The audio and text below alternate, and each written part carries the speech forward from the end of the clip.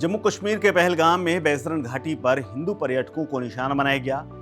आतंकवादियों ने नरसंहार के बाद अब जब ऑपरेशन सिंदूर शुरू हुआ उसके बाद पाकिस्तान नतमस्तक हुआ, लेकिन इस नरसंहार के बाद पाकिस्तान से लगते हुए बॉर्डर की सुरक्षा को अब भारत सरकार ने और दुरुस्त करने का फैसला कर लिया है। भारत बॉर्डर के इलाकों में ऐसी व्यवस्था करने जा रहा है जिससे पाकिस्तानी फौज और आतंकवादियों के लिए घुसपैठ करना मुश्किल हो जाएगा। इसके साथ ही बॉर्डर पर रहने वाले बीएसएफ जवानों को भी अपग्रेडेड पोस्ट की व्यवस्था भी की जाएगी। सरकार ने इससे के लिए बाकायदा 1500 करोड़ रुपए का फंड जारी कर दिया है और जल्द ही इस फंड से काम शुरू हो जाएगा। भारत और पाकिस्तान के बीच बढ़े हुए तनाव को देखते हुए भारत की सरकार ने सीमावर्ती क्षेत्रों में अब बुनियादी सुविधाओं को बढ़ाने का फैसला किया है। महत्वपूर्ण बुनियादी ढांचों का निर्माण होगा, इनको विकसित किया जाएगा और इस पर काम शुरू कर दिया गया है। इसका उद्देश्य राष्ट्रीय सुरक्षा को मजबूत करना और घुसपैठ की घटनाओं को रोकना है।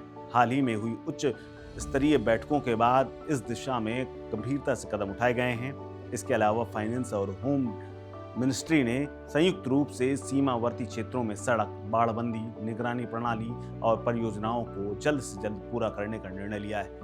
इसके साथ ही ये भी प्रयास किया गया है कि सब कुछ एकजुट रहे और लगभग 1500 करोड़ रुपए की लागत से तमाम परियोजनाओं को जल्द से जल्द पूरा किया जाए। इसमें से 500 किलोमीटर की लंबी चौड़ी सीमा पर बाढ़ और हाई क्वालिटी के मल्टी लेयर मॉड्यूल के तहत सामग्री लगाई जाएगी और इसको ज़्यादा पुख्ता किया जाएगा।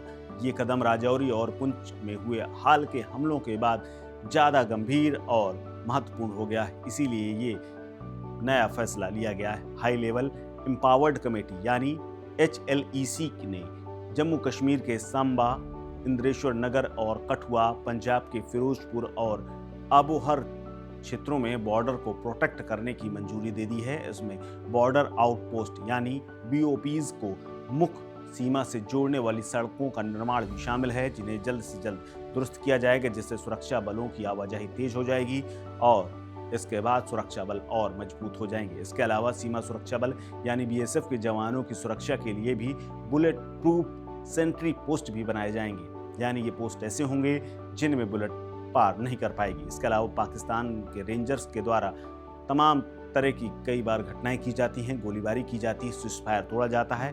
ऐसी तमाम घटनाओं के बाद ये फैसला बेहद ज़रूरी था। इसके अलावा राजस्थान के रेतीले इलाकों के लिए भी layered fencing, wall fencing, high power LED lights, बख्तरबंद और भूमिगत केबलिंग पर 500 करोड़ रुपए खर्च करने का सरकार ने ऐलान किया है। इसके अलावा बॉर्डर पर तैनात जवानों को पीने के लिए पानी की आपूर्ति हर हाल में सुनिश्चित की जाएगी। तमाम कठिनाइयों को दूर किया जाएगा। इसके लिए 160 करोड़ रुपए की लागत से नई वाटर स्टोरेज और सप्लाई सिस्टम को भी तैयार किया जा रहा है, ताकि BSF के जवान जो गर्मी में और रेतीले स्थान पर रह करके डिहाइड्रेट होते हैं, उनको पानी की आपूर्ति लगातार मिलती रहेगी। इसके अलावा अभी तक इन तमाम इलाकों में अस्थायी पानी की व्यवस्था टैंकरों के माध्यम से की जाती थी, जो कि महंगा और एक बहुत ही अस्थिर समाधान था।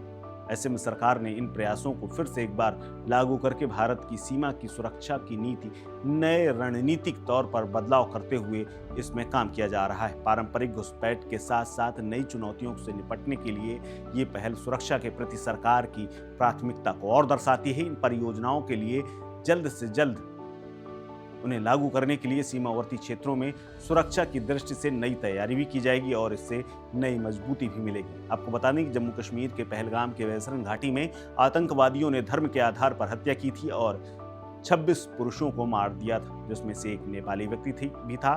इसके बाद भारत ने ऑपरेशन सिंदूर लॉन्च किया और एयर स्ट्राइक करके पाकिस्तान के सीमा पार जा करके आतंकी ठिकानों को नष्ट किया। इंडियन आर्म्ड फोर्सेज ने एयर स्ट्राइक करते हुए आतंकवादियों के कई ठिकानों को ध्वस्त किया था, जिसके बाद पाकिस्तान और हिंदुस्तान के बीच में एक युद्ध भी हुआ। लेकिन अल्पकालीन इस युद्ध में भारत ने कई जगह बढ़त बनाई और पाकिस्तान के 11 एयरबेस को तबाह कर दिया था। और अब सीमा के लिए एक नया फैसला लिया गया है और जल्द ही ये सब होता हुआ नजर आएगा।